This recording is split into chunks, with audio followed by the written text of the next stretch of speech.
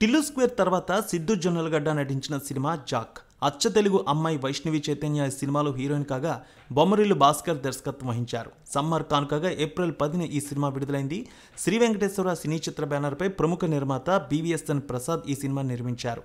బొమ్మరిల్లు భాస్కర్ దర్శకత్వం వహించిన action comedy entertainer మీద మొదట్లోనే భారీ అంచనాలు ఏర్పడ్డాయి.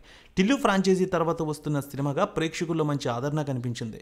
తాజాగా 10 రోజు కలెక్షన్స్ వచ్చాయి. మరి 11 రోజు కలెక్షన్స్ ఏ విధంగా ఉండబోతున్నాయి? టాలీవుడ్ అనలిస్టుల రిపోర్ట్ ప్రకారం చూద్దాం. జాక్ సినిమాలో ప్రకాష్ రాజ్, నరేష్, బ్రహ్మాజీ కీలక పాత్రలు చేశారు. అచ్చు రాజమణి, శ్యామ్ CS, సురేష్ బొబ్బిలి మ్యూజిక్ అందించారు.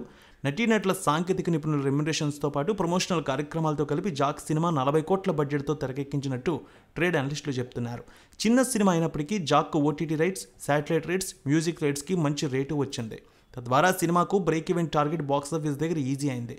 ఈ సినిమాకి ప్రపంచవ్యాప్తంగా 17 కోట్ల ప్రీ రిలీజ్ బిజినెస్ జరిగిందని ఇన్సైడ్ టాక్. 2200 స్క్రీన్లలో ఈ సినిమా గ్రాండ్గా రిలీజ్ అయింది. సిద్ధు జొన్నలగడ్డ క్రేజ్, వైష్ణవి చైతన్య హీరోయిన్ కావడం, చాలా రోజుల తర్వాత బొమ్మరిల్లు భాస్కర్ దర్శకత్వం వహించడంతో ఈ సినిమాపై భారీ అంచనాలు నెలకొన్నాయి. ఈ క్రేజ్తో సిద్ధు సినిమాకు అడ్వాన్స్ బుకింగ్స్ భారీగా జరిగాయి. ఈ సినిమాకి తొలి రోజు 7.5 కోట్ల రేంజ్లో వసూళ్లు వచ్చాయి. ఇక రెండో రోజు 4.5 కోట్లు, మూడో రోజు 3 కోట్ల 50 లక్షలు, నాలుగో రోజు 3 కోట్ల 70 లక్షల మేర కలెక్షన్స్ వచ్చాయి.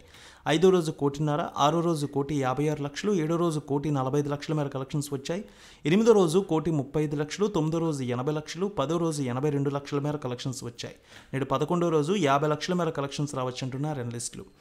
ఇక స్టోరీ వైజ్ చూస్తే Pablo Neruda alias Jack Siddhu Jonnalagadda చురుకైన నేటి తరం యువకుడు. జీవితంలో ఏం చేసినా అందులో ఫన్ ఉండాలనే సిద్ధాంతం అతనిది.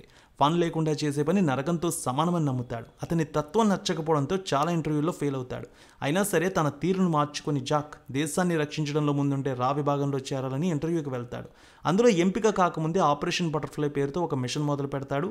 తనలాగే రా విభాగంలో చేరాలనుకున్న IPS అధికారి రంగనాథ్తో కలిసి పొంచి ఉన్న ఉగ్రముప్పును పసిగట్టి వాళ్ళని పట్టుకునేందుకు రంగంలోకి దిగుతాడు. మరి ఉగ్రవాదుల పన్నాగాన్ని జాక్ తిప్పికొట్టాడా? రాలో అతనికి ఉద్యోగం వచ్చిందా లేదా? మరోవైపు జాక్ ఏం చేస్తున్నాడో తెలుసుకునేందుకు అతన్ని వెంటాడిన అఫ్షాన్ బేగం, వైష్ణవి చైతన్య ఎవరు? ఆపరేషన్ రెడ్ థండర్ పేరుతో సాగిన మరో మిషన్ స్టోరీ ఏమిటి? ఈ విషయాలన్నీ తెరపై చూసి తెలుసుకోవాల్సింది.